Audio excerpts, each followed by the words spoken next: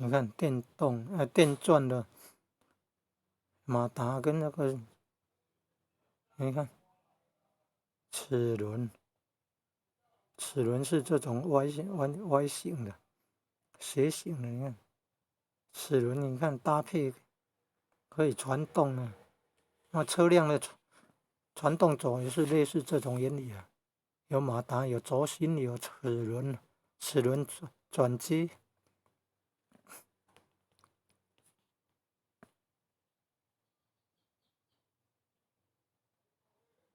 你看，就整只电钻把它开动，它在转的时候，车轮就前进了。这个车子的原理就是这样的。你看，有一个马达很有力，马力嘛，